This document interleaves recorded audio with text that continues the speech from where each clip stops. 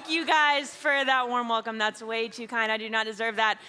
For those of you that I haven't met, my name is Ashlyn, and I am so excited to be in the room with y'all tonight. And if it is your very first night with us, welcome to Brownsbridge Inside Out. I hope that you've seen how incredible of a time it can be, how there's a lot of amazing people in this room that want to come alongside you and be your friend, and how we love really just to have a lot of fun around here. But y'all chose a great week to be here because we're actually kicking off a brand new series tonight called Tuned In. And this entire series, I'm so excited for it and so excited for y'all to experience it because it's all around the idea of actually being able to tune in to the voice of God, to be able to see him at work in your life and to be so aware of his presence, which literally Ariel was just up here praying about, how it is because of God that we get to become aware of who he is and how he's at work in our lives. And so I think it's going to be a really amazing series. But I don't know about y'all, when I see this title, Tuned In, my mind immediately goes to technology and how I'm tuned into my phone or I'm tuned into my headphones or whatever it may be. And so to start off tonight, I actually have a little illustration, a little activity that I want to do. So I'm going to need someone from the audience. Caden Starner, are you anywhere out here? Yes? Okay, Caden, y'all give it up for Caden. Come right on up here. Caden graciously agreed, to help me prove this point. And we're going to hope that this works out for us. You guys know what these are, right? Ooh, wow, we got really specific over here. Yes, noise-canceling headphones. Caden, what I'm going to do is I'm going to ask for you to put this on in just a second, and I'm going to begin playing some music from my phone. You're also going to hold your amazing mic right here. Yes, thank you so much. Those are my friends in the back, everyone. I love them so much. They are incredible. Y'all can give it up for them. Thank you, thank you. But Kaden, what's going to happen is you're going to put on these headphones. I'm going to tell you something, and then I want you to relay it to the audience on my behalf. You think you can do that? Yeah, okay, so put these on for me. Guys, I'm going to play a song on my phone here. One of my current favorite worship songs called Washed by Elevation. Anyone like this song at the moment? Thank you. Okay, let's get it going. Caden, give me a thumbs up when you can hear it. Can you hear it? Oh, wait, he can't even hear me. Okay, amazing. Okay, Caden, I need you to look at the room, and I need you to tell them, hey, you need to come to Jersey Jam next Sunday, March 15th. I can't hear you. You can hear me at all? Jersey Jam, next Sunday, March 15th. He's got nothing. Oh my goodness, these are some incredible noise-canceling headphones.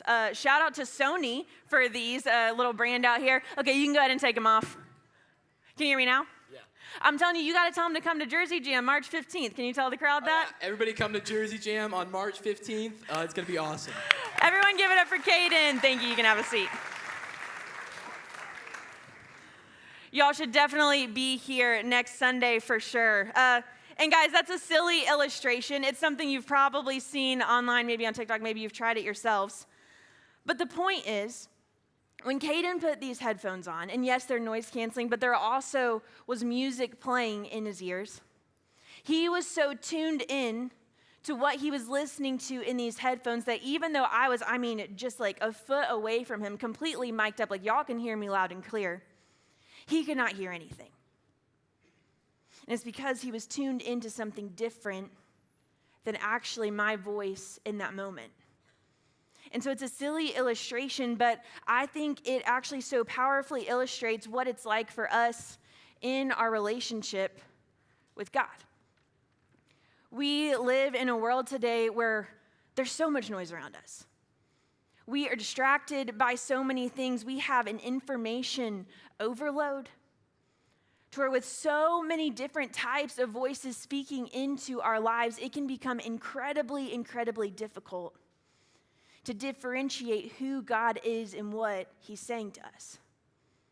And I think as I was processing this, there's actually three big categories that I think provide the most noise and the most distraction. And the first, I say people.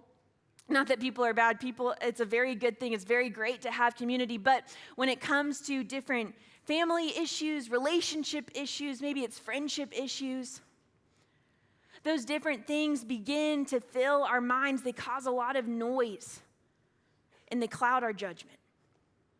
And we can become all consumed with those, so much so that even if God is talking to us, we've completely tuned him out. And I think another thing, as we referenced earlier, is the media. Whether that is social media that you are on, whether it is watching a TV show, or it's simply the notifications that come through on your phone with a certain news update. There's so much information coming at us left and right constantly. The billboards that you pass on the road, that all of this media, all of this noise begins to take up space. And I think the last thing is simply our own emotions and feelings.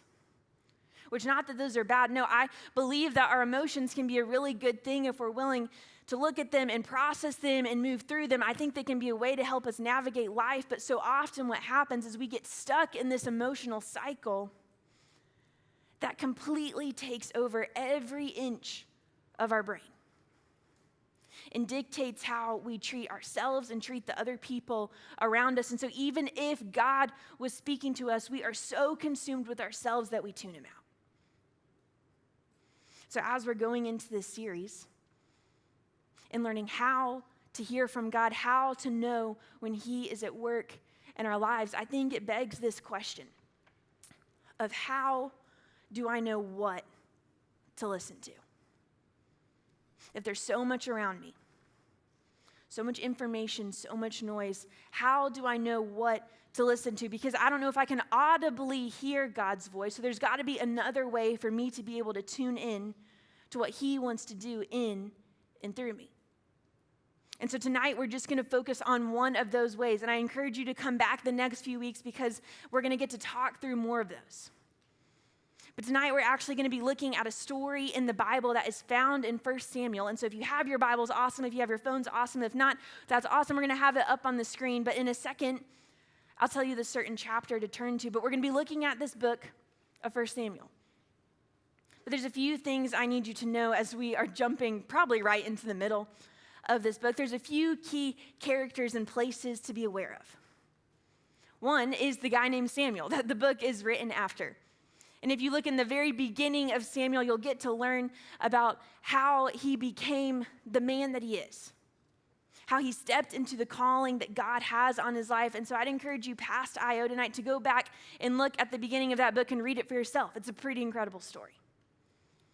But Samuel was one of the first prophets that the nation of Israel ever had, which meant that he was hand-chosen by God to speak the words of God to the people around him. And now the nation of Israel at the time, it was unlike any other nation around. Most other nations, they had a king that ruled over them. There was a clear authority, and they followed underneath him, and he took them to battle, and he protected the city. He led them through different times and hard circumstances. But up until this point, Israel was looking to God. And God was using different people in that nation known as judges to kind of cycle through and help give them advice and help give them guidance on what was to come. And then he gives them Samuel as well so that they can hear directly from God of what God wants them to do. But Israel, they got really tired of this, and they looked to their left and to their right, and they got really jealous, and they wanted a king. They wanted a king like every single other nation around them. And so they begged and begged and begged God. And eventually he gave in. He's like, okay, you can have your king. And you can choose your king. And so they choose a guy named Saul, who is the last character in this story. And so Saul comes to power, and he takes over as ruler. But he had never done this before. There was no one there to set a precedent for him, no one for him to learn from and to look up to see how to lead this nation. And so, of course, he had a ton of questions. And with this being the very first king that Israel had, there were a lot of people speaking into his life. A lot of people that had their own opinions and their own judgments of how he should rule this nation. And so you can imagine that even though he didn't have social media back then, the noise that would have filled his mind was so loud and probably so unclear as he tried to sift through all of the different ideas that people were presenting before him. But the amazing thing is that he had Samuel. And Samuel had come alongside him and helped him as he was stepping into leadership. And all Saul had to do was listen to what Samuel was saying, to be in line with what God wanted for him and wanted for this nation. And so we're going to look in 1 Samuel chapter 13. Y'all can go ahead and turn there. And at this particular part of the book, Saul is about to go into battle for the very first time. He had sent out some of his men, and they had actually gone in and attacked the Philistines, which was another nation at the time, and they had killed their governor. So understandably so, the Philistines are a little upset, and they're going to retaliate and come after them. And so Saul knows, hey, I got to get my men, my army together, and we have to go meet them in order for me to protect this nation, to keep these people safe, and to keep these people in a peaceful position. And so we're going to look in 1 Samuel 13. We're going to start in verse 9. And this is what happens. At this point, Samuel has come to Saul, and he's like, hey, I know you're going into battle, and I know you're going to go get ready, but I need you to wait until I get there. And wait until I get there, and we will worship the Lord together, and we will ask for his favor. But here's what happens in verse 9. It says, so he said, this is Saul, bring me the burnt offering and the fellowship offerings. And Saul offered up the burnt offering. Just as he finished making the offering, Samuel arrived, and Saul went out to greet him. So what's happening here is Samuel had originally told Saul, hey, we're going to do this together, because Samuel was a prophet. He had the ability to offer up these offerings to God. Saul did not have that authority. Yes, he was king, but he was not a priest, and so he wasn't meant to do this. But what's happening here is Saul is actually taking matters into his own hands, and he decides, hey, I'm not going to wait for Samuel. I'm going to go ahead and offer these up. I'm going to be the king. I'm going to be the one in control, and I'm going to get the credit here. But then Samuel arrives as this is happening. You can look at Samuel's response in verse 11, and he says, what have you done? Which may sound a little dramatic in this moment, but what you have to realize is that Samuel was speaking what God wanted to happen, and Saul directly went against that. Here's Saul's response. Here's his reasoning as to why he did. It goes on to say in verses 11 through 12 that, hey, Saul replied, and when I saw that the men were scattering and that you did not come at the set time, and that the Philistines were assembling at Michmash, I thought, now the Philistines will come down against me at Gilgal, and I have not sought the Lord's favor. So I felt compelled to offer the burnt offering. Guys, in this minute, Saul had come up with this timeline in his mind of exactly when Samuel was supposed to be there, of exactly how this story was going to play out. And when Samuel didn't arrive at the time that Saul wanted him to be here, Saul began to lose hope. He began to lose trust. He began to listen to all of these men around him that were overcome with fear, who then chose to scatter and leave him. And so Saul is listening to all of these people speaking into his life, and Saul is listening to his own emotions and his own fear and his own doubts, and he decides, hey, I don't have to wait on God for this one. I can have control over this, and if I have control over this, I'm going to be so much better off.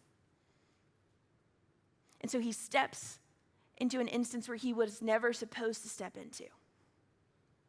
He steps into the position of Samuel that was ordained by God. And Saul takes matters into his own hands, all because it wasn't what he expected. So we can look at Samuel's response as we're finishing up. Verse 13, it says, you have done a foolish thing.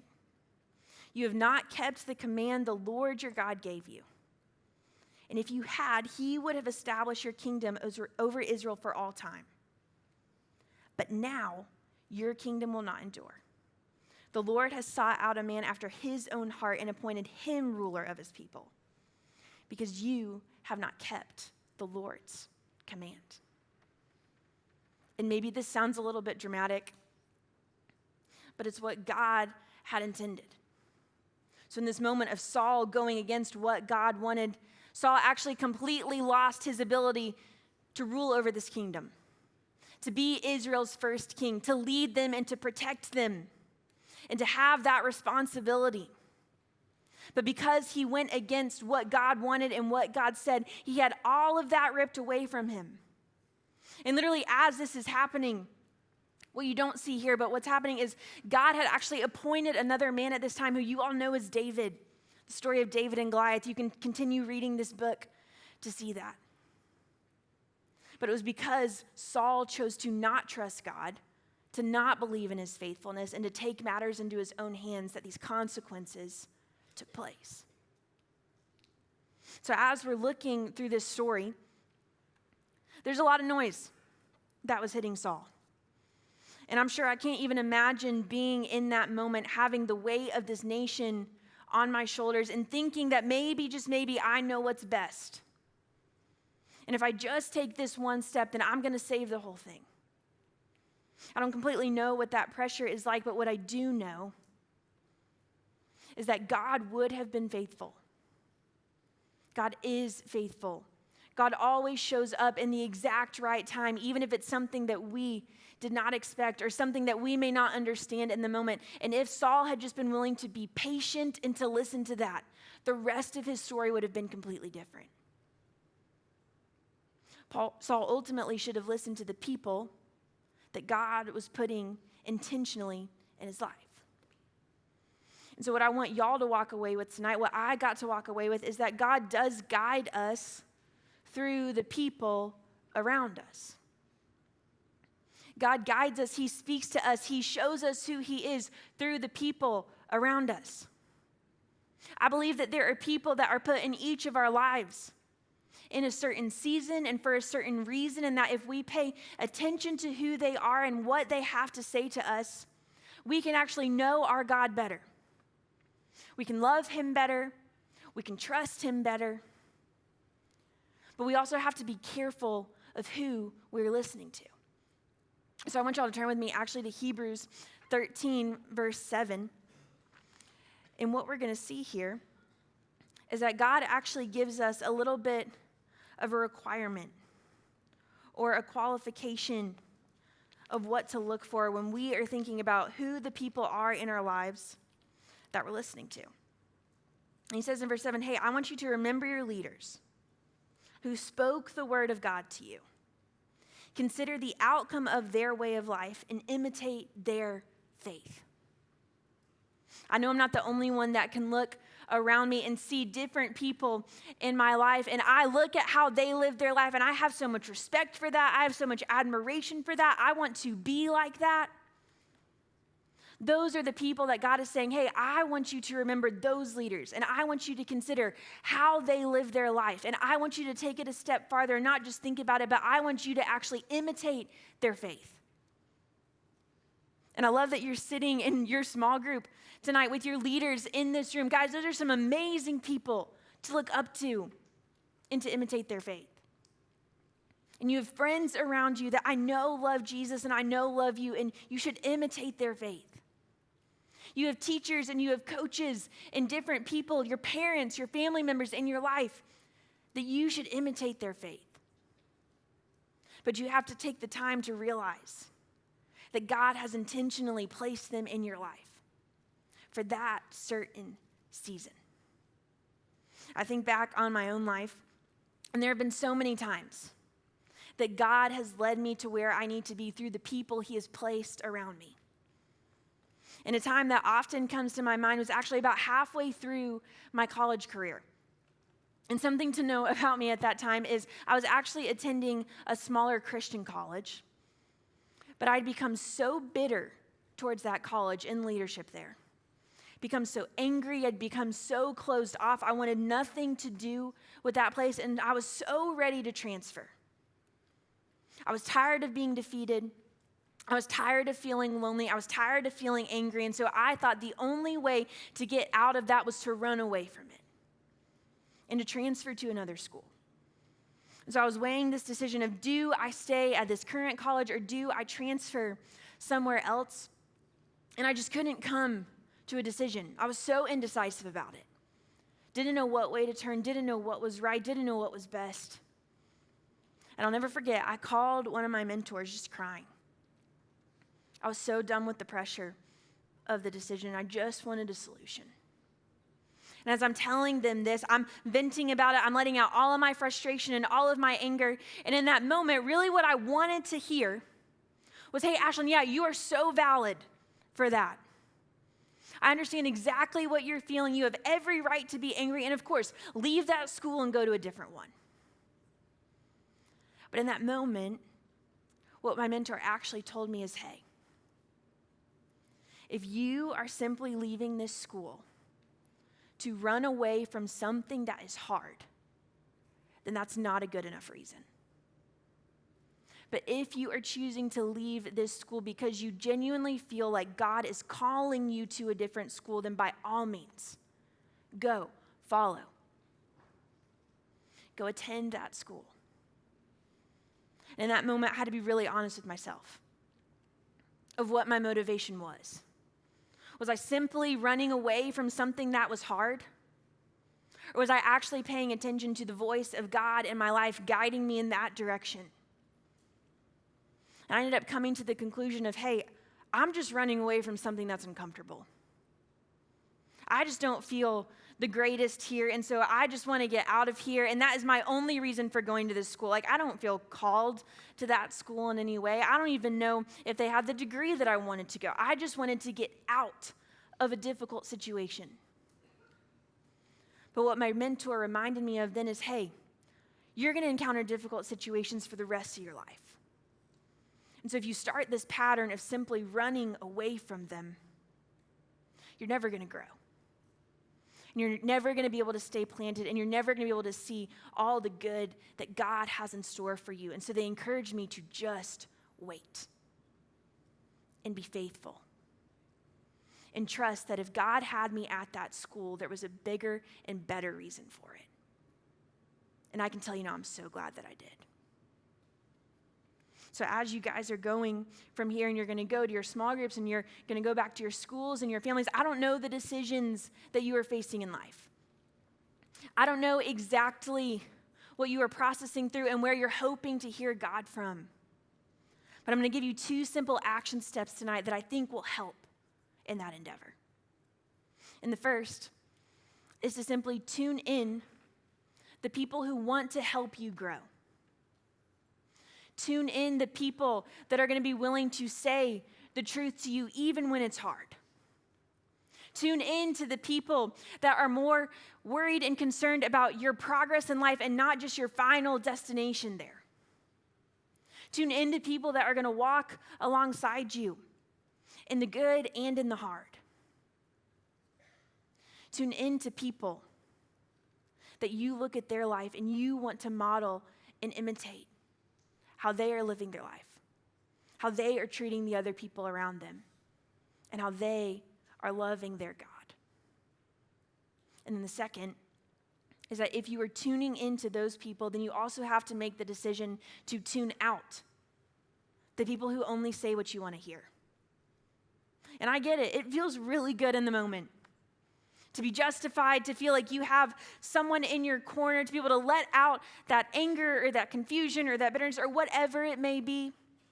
Maybe you're just gossiping with your friends, and in the moment it feels like you have some community, you have some people around you. What you don't realize is those people are only going to lead you farther and farther away from what is good and what is true.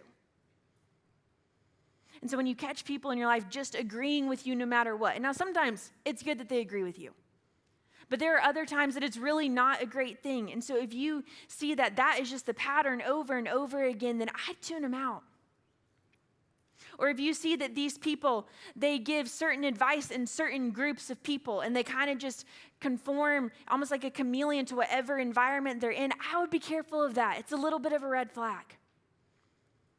And I don't think that those are the loudest voices that you want to be listening to and you want to be influenced by. And so my challenge to you is to take inventory of who's in your close circle. And now this tune out doesn't mean go ahead and have a friendship breakup or just to ditch them. No, I think we still have the ability to be friends with those people. To still be people that actually imitate the love of God to them. You just have to be careful to not give them as much influence in your everyday decisions. And then the people that do want to help you grow, you give them a little bit more influence. You tune up their voices a little louder toward those fill your mind more than those of people that are just going to say what you want to say. And so tonight you're going to go to group, and you're going to get to talk about this, and you're going to get to figure out how you could practically apply this as you go throughout your next weeks and your next months. And so I'd encourage you, look back at Samuel. Maybe read the whole book. It's a great book. And tune in the people that want to help you grow, and tune out the ones that don't. So let me pray for y'all, and you'll be dismissed. God, I thank you so much for this night, and I thank you for all of the students in this room. God, I don't know what they came in tonight carrying, but I do know that they showed up here to Inside Out, which at least tells me, hey, they value the community here, and they value who you are too. So I ask that even just this next week, that you would make it so abundantly clear to them that you are at work all around them, and that you can use the people in their lives in this season of high school and in this season of being Inside Out. Because I know that you're a good God, and I know that you have the best intended for us. And so I ask that you would help us trust that and lean into that. So I thank you for who you are, and I thank you for what you've done. In your name I pray. Amen.